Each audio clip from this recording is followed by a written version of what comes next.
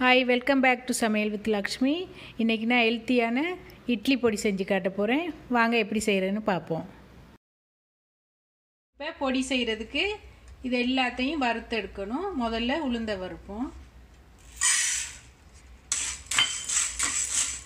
நீங்க வெள்ளை உளுந்து வேணாலும் சேர்க்கலாம். நான் கருப்பு உளுந்து சேர்த்திருக்கேன். ஏனா கருப்பு உளுந்து தான் கூட சத்தானது.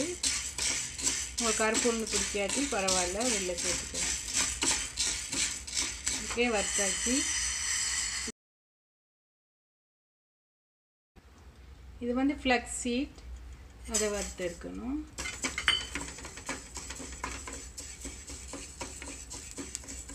Flax Seeds வந்து லேசாக தான் வறுக்கணும், ரொம்ப வறுக்க தேவையில்லை. கொஞ்சம் இந்த ஈரத்தன்மை இல்லாத அளவுக்கு லேசாக வறுத்தா போதும்.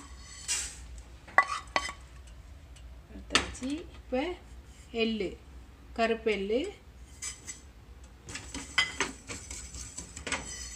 இப்போ எள்ளையும் வறுத்தாச்சு.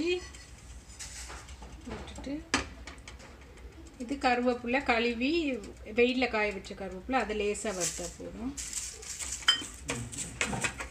இப்போ கருவேப்பிலையை வறுத்தாச்சு, அதுவும் லேசாக தான் வறுக்கணும். வறுத்தாச்சு. இப்போ ஒரு 4 காஞ்ச மிளகாய். இன்னும் காரம் கூட தேவைன்னா நீங்கள் நிறைய காஞ்ச மிளகாய் சேர்க்கலாம். நான் 4 சேர்த்துருக்கேன். வறுத்தாச்சு. இதையும் இதில் போட்டுட்டு இப்போ கல் உப்பு கொஞ்சம் போட்டு அதையும் வறுத்துருக்கணும்.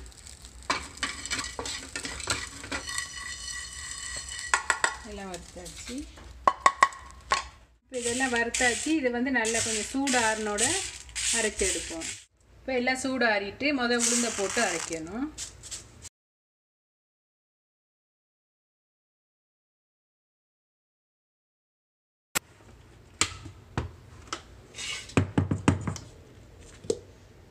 இப்போ உளுந்து இப்படி குறைன்னு அரைஞ்ச பிறகு இதெல்லாம் போட்டு அரைக்கணும்.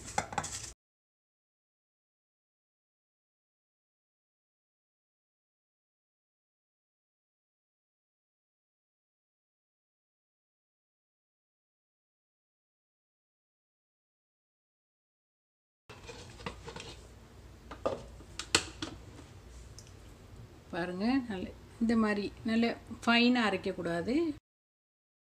இப்போ கொஞ்சம் பெருங்காயத்தூள் இன்னொருக்கா ஒரு ஒன்று சுற்றிட்டு எடுத்தால் சரி.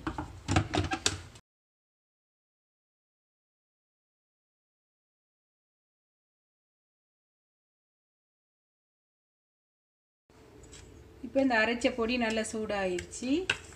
இப்போ ஒரு ஜாரில் போட்டு ஃப்ரிட்ஜில் ஸ்டோர் பண்ணி வைக்கணும். இந்த பொடியை 1 மந்த்துக்கு ஃப்ரிட்ஜில் ஸ்டோர் பண்ணி யூஸ் பண்ணலாம். உங்களுக்கு இந்த வீடியோ பிடிச்சிருந்தா like, share and subscribe to Samaiyal with Lakshmi. Thanks for watching.